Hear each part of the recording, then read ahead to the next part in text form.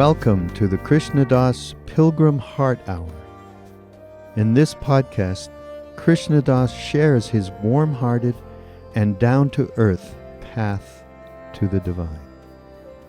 If you are interested in supporting Krishna Das's podcast, please go to BeHereNowNetwork.com/KD. The radar's not on a lot of the time, you know? So I mope around less than I used to. It's just actually true. I can't believe it. Because I love moping. I noticed that you've made a lot of progress, Krishna Das, not to be judgmental.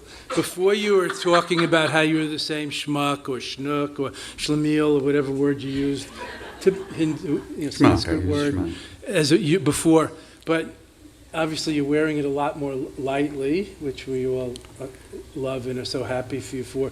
And for example, when that tree fell on your house and landed right next to you, you told me... It didn't land next to me. Let's get the story right. You were sitting and doing chanting at the puja table. I just said the first line. It was in Hurricane Sandy, right?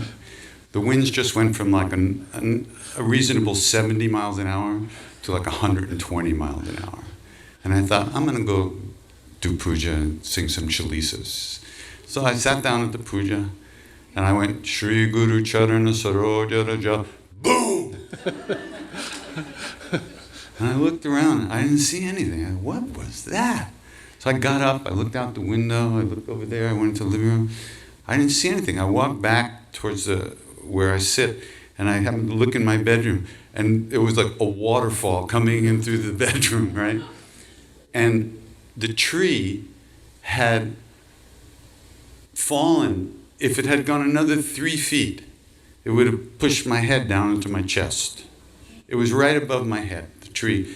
But a beam that Bub had seen when we were rebuilding the bathroom, he had seen that that termites had eaten through the support beams. So they replaced them and built them up really strong. That beam stopped the tree. And that tree would have come right down on my head. And from where I was standing, when I looked out the back window, you could see that the branches hanging out over the building. So it was like a slice right in. I went, wow.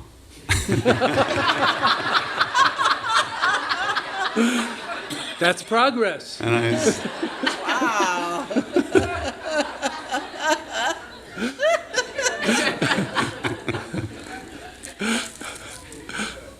It was really something. But if you find yourself, even engaging in that whole question less, if you look back at your life, you might notice that you do that less now. Then you can, that's kind of how you see. There's a line, this is in, I think it's Chinese Buddhism saying that says, if you can, talking about the master, if you can see which way the wind is blowing from noticing which way the grass bends, you can appreciate his teaching. You can't see these things directly because that part of you is just not there anymore. It's not functioning the same way all the time. I'm getting older and I notice it less, but I don't know if it's like making progress or I'm getting... It's just dementia.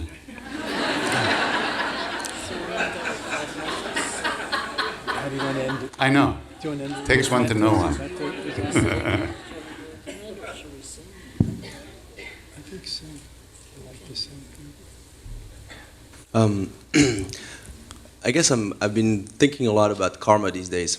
And one thing that I'm wondering is, as we go through lifetime of a lifetime of a lifetime of a lifetime of a lifetime in the path, the ripening of positive or negative karma, what's the sort of, I don't know if there's an answer to that, but is today, our life today is a result of the accumulated karma that we've built, relative karma we've built in past, whether positive, both positive and negative. So, when looking at sickness, for example, I tend to look at it as, a way to the elimination of negative karma accumulated in the past and positive things as, merits and, things that have accumulated in the past as well. how long does it take for karma to ripen? Ripen? You say ripen? Is it like, is there some karma that takes, and it's immediate karma, right? You slap someone, you get slapped back. But there's other karma that, can take, some more time and then maybe more, future lives, whatever. But I mean, is there like a rule of thumb? Like, how does that work? There's all kinds of karmas, and there's all kinds of ripenings, and there's individual karma, and group karma, and species karma, and local karma, and global, and there's good, bad, and different, But it's sort of like, karma really means conditioning or habituation, causation, so it's like habit. How long does it take a habit to form? So it depends on many conditions. So I think it may not be that useful to intellectualize too much about karma. It's hard to understand, except that like reproduces like, but you should check it out and see if this is not the case. So that you can have your hand on the steering wheel of your life, not be driving with your hands on the rearview mirror, wondering why you have all these, quote, accidents. Because causation and, like you said, health has to do with how you live and lived, and your parents and the past lives or whatever you believe in, at least your other people's lives, right? In your genes in your body. So causation and karma. There's not ripening now and ripening later. But just look into what's happening and try to see what the causes and effects are, what makes you sick and healthy, what's wholesome and unwholesome, what's helpful and unhelpful, and focusing on what you want and need to do, really. Focusing on that and what's helpful and harmful to that. So all of Buddhist ethics, good and bad, virtue, vice, is about what's conducive to the good and the true and the beautiful and enlightenment, and the opposite of harming. So we look at our actions, our thoughts, words, and deeds in that light. What's conducive to that or harmful to that? Because it's ripening constantly. Each moment leads to the next moment, just like habit. Every time a synapse sparks and is crossing to the next synapse, brain science, basic, it's creating a new pathway, which is the beginning of conditioning, of karma, of causation. But that can be reconditioned, that's the good news. And even deconditioned. Not just make new ruts, but find freedom, which is a quantum leap, not just a little incremental improvement, but an exponential quantum leap. We're getting toward the end of our time, so we're going to go out singing by popular demand.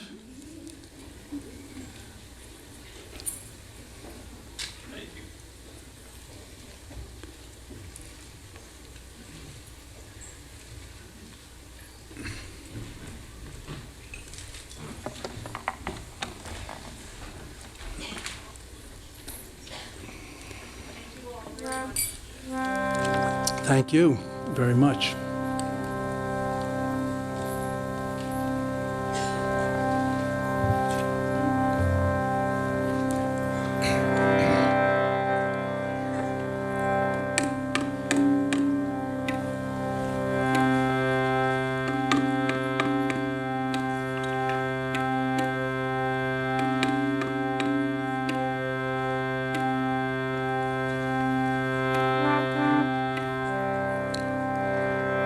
All right, so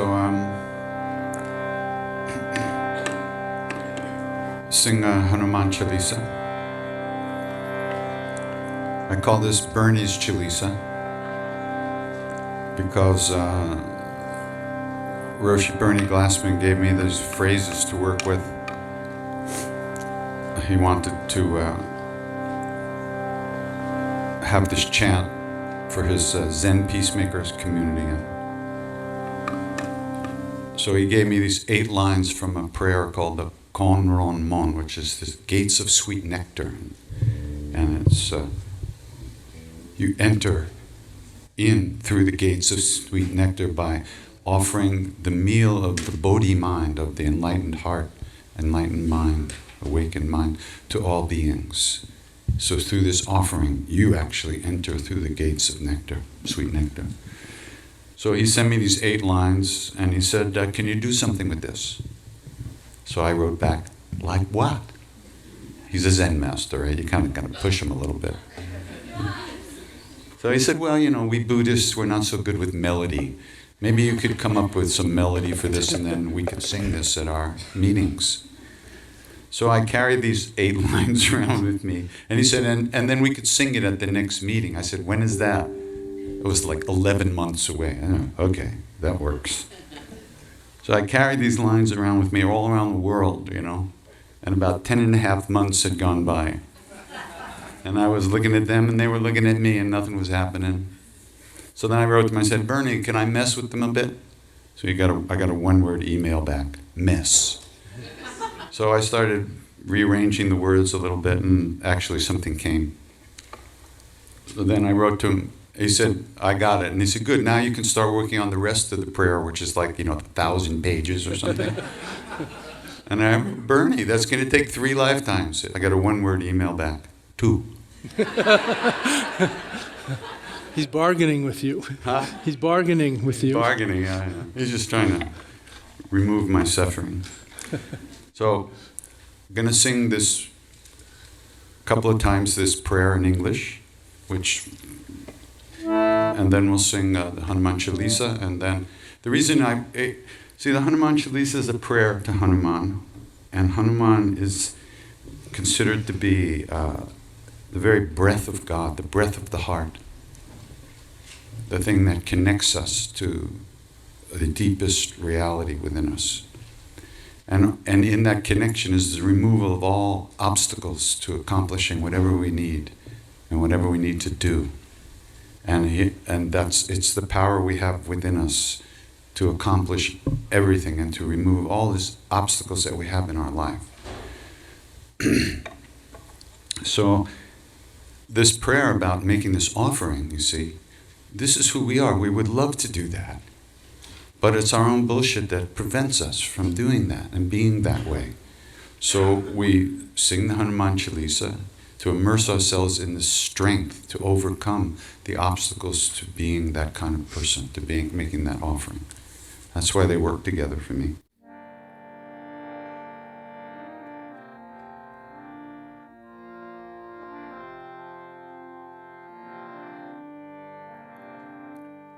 Calling out to hungry hearts everywhere through endless time. You who wander, you who thirst, I offer you this body mind. Calling out to hungry spirits everywhere through endless time. Calling out to hungry hearts, all the lost and the left behind. Gather round, share this meal, your joy and your sorrow, I make it mine.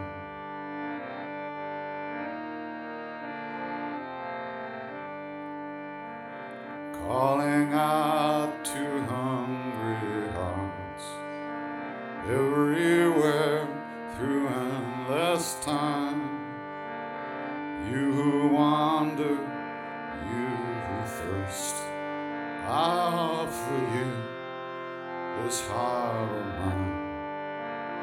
Calling out to hungry spirits, everywhere through endless time. Calling out to hungry hearts, all the lost and the left behind. Gather round and share this meal, your joy and your sorrow, I make it mine.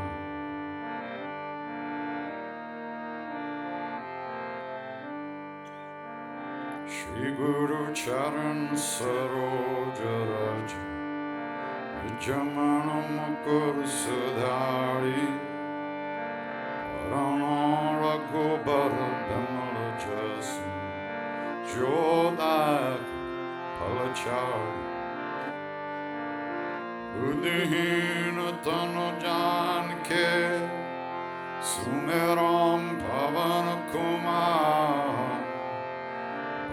buddhi vidya dehu mohi harahu kales dukha syamara ramachandra padaje sharanam jaya hanuman gyana gunasa jaya kapisa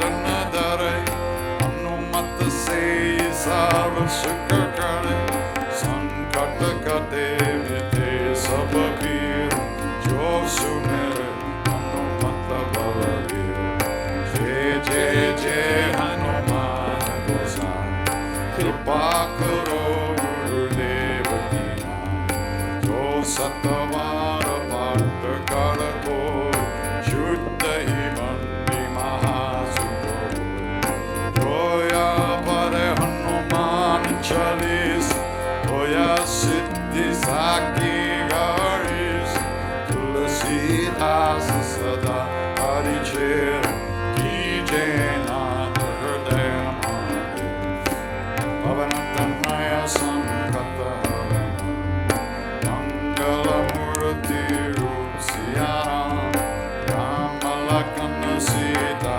Sarita, Hridaya Baso Surarupa, Avaranama Chanda Pada Jai Sharanam, Mangala Murti Martanandan, Sakala Mangala Mura Nikandan, Mangala Murti Martanandan, Sakala Mangala Mura Nikandan, Shri Ram Jai Ram Jai Jai Ram, Shri Ram Jai Ram Jai Jai Ram, Shri Ram Jai Ram Jai Jai Ram, Shri Ram Jai Ram Jai Jai Ram, Shri Ram Jai Ram Jai Jai Ram, Shri Ram Jai Ram Jai Jai Ram, Shri Ram Jai Ram Jai Jai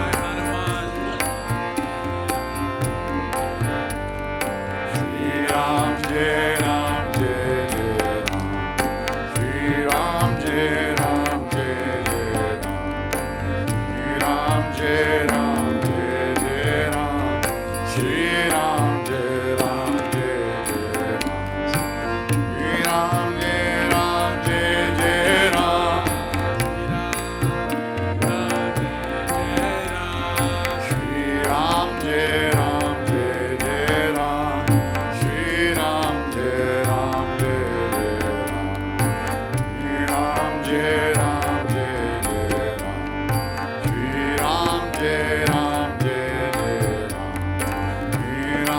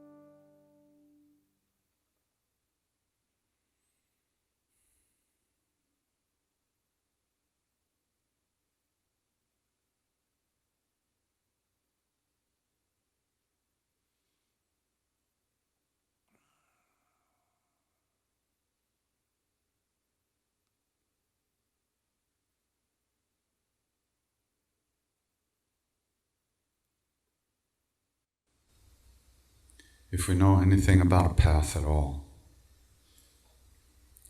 if we know there might be a way to live in this world in a good way, with an open heart, without fear, and maybe some peace of mind,